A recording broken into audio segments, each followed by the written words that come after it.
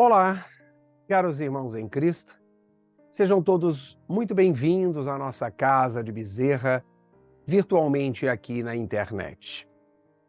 Mais uma vez, aqui estamos para falar, sentir, refletir e nos harmonizar com o estudo do Evangelho de Jesus à luz da doutrina espírita.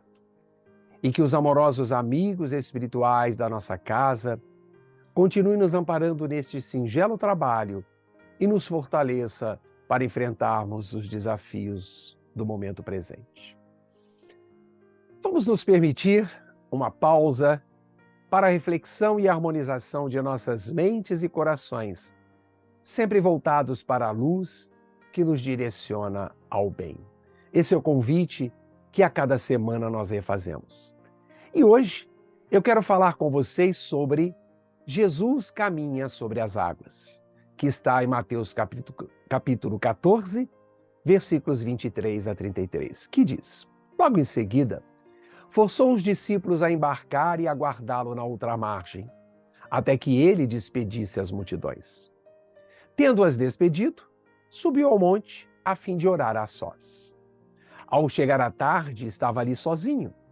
O barco, porém, já estava a uma distância de muitos quilômetros da terra, agitado pelas ondas, pois o vento era contrário. Na quarta vigília da noite, ele dirigiu-se a eles caminhando sobre o mar. Os discípulos, porém, vendo que caminhava sobre o mar, ficaram atemorizados e diziam: Um fantasma!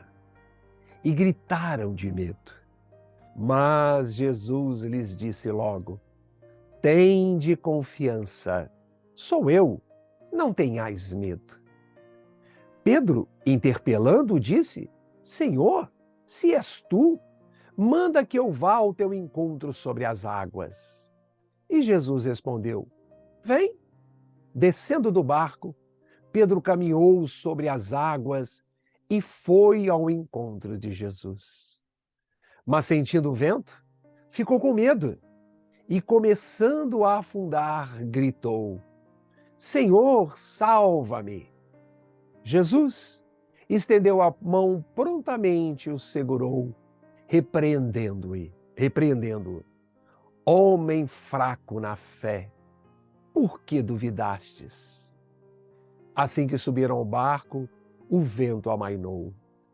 Os que estavam no barco prostraram-se diante dele, dizendo: Verdadeiramente, tu és o Filho de Deus.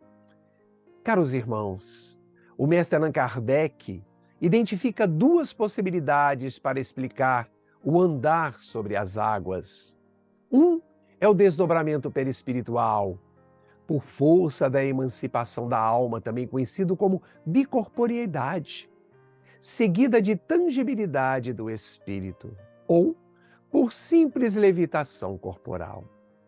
Jesus, embora estivesse vivo, é capaz de aparecer sobre a água como uma forma tangível, enquanto seu corpo permaneceu em outro lugar. O que é a hipótese mais provável? Pode-se mesmo reconhecer nessa narrativa alguns sinais característicos das aparições tangíveis.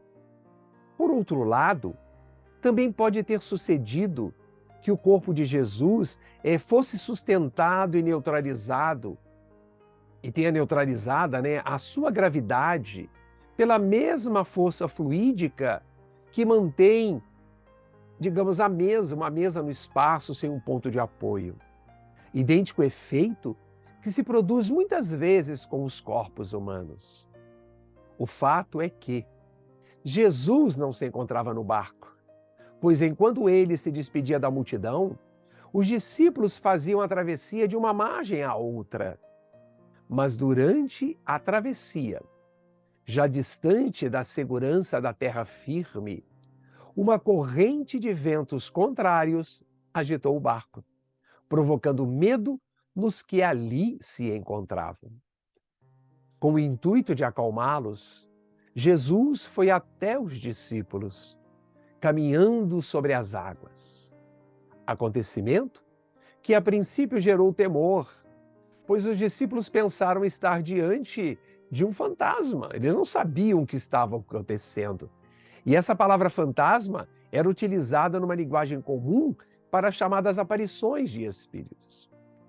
E as aparições, propriamente ditas, ocorrem quando o vidente, se acha em um estado de vigília ou até mesmo no gozo de plena e inteira liberdade das suas faculdades. Apresentam-se, normalmente, de uma forma geral, sobre uma forma vaporosa, diáfana, às vezes é uma aparência vaga e imprecisa. Inicialmente é como uma claridade, algo assim, esbranquiçado, cujos contornos pouco a pouco vão se delineando, ampliando a visão. De outras vezes, essas formas se mostram claramente acentuadas, distinguindo-se os menores traços da fisionomia, a ponto de se poder descrevê-las com precisão muito maior. As maneiras, o aspecto são semelhantes ao que tinha o espírito quando encarnado. E o surgimento de Jesus sobre as águas reforça o fato do fenômeno de bicorporeidade, também conhecido como bilocação, ou ainda o homem duplo. Trata-se de uma manifestação visível de um espírito àqueles que estão à volta, aos médiuns videntes ou não, independentemente de estar o espírito encarnado ou desencarnado. E a aparição tangível pode acontecer de forma espontânea ou até mesmo induzida através de hipnose, de drogas. E a bicorporeidade, ou essa bilocação, esse desdobramento visível, está também relacionada a certas propriedades plásticas de quem? Do corpo semimaterial, que é o perispírito. Sobretudo, as propriedades da expansibilidade e tangibilidade. E uma outra hipótese, à luz da doutrina, é que a aparição do Cristo pode ser considerada como uma levitação. E nessa situação, não há desdobramento do perispírito. E o Cristo teria deslocado-se no ar por meio da levitação ou volitação, quando percebeu o perigo que os discípulos enfrentavam dentro de um barco. Levitação é o fenômeno pelo qual as pessoas erguem-se do solo, elevando-se no ar a pequenas ou consideráveis alturas, com eventuais deslocamentos, sem evidente causa física. E há casos em que a pessoa ou o objeto levitado vai até o teto ou para sobre as copas de árvores ou sobre até a cristas de montes. Não há só a literatura espírita, mas também a Bíblia, as outras obras da Igreja Católica narram casos de médiuns, de profetas e de santos que se elevaram no ar ou levitaram em ambientes fechados, templos e até mesmo ao ar livre. Não é fácil, portanto, discernir se o fenômeno de andar sobre as águas foi de uma aparição tangível com essa possibilidade. Jesus teria saído do corpo e se materializara, tornando-se tangível. Ou se foi uma levitação. A hipótese da levitação parece, ao nosso ver, mais aceita, considerando-se que Jesus permaneceu no barco durante a travessia e, além disso, também fez Pedro caminhar sobre as águas. E, exatamente com essas referências, terminada essa travessia, eles alcançaram a terra de Genezaré, quando os habitantes daquele lugar reconheceram Jesus e espalharam a notícia de sua chegada por toda a região. E lhe trouxeram todos os doentes, rogando-lhe tão somente tocar a orla, a parte mais fina da sua veste. E todos que tocaram o Mestre foram salvos. E concluída a travessia, Jesus chega a Genezaré, adjacente ao lago ou ao mar da Galileia. E quando Jesus exatamente lá se encontra, ele conseguiu trazer para junto de si aqueles que o seguiam. E a partir deste momento, Jesus continuou a divulgar a sua mensagem, continuou a realizar as suas curas daqueles que eram doentes, não só do corpo, mas também do espírito. Jesus, que teve a possibilidade de atenuar as provações existenciais, buscando amenizá-las.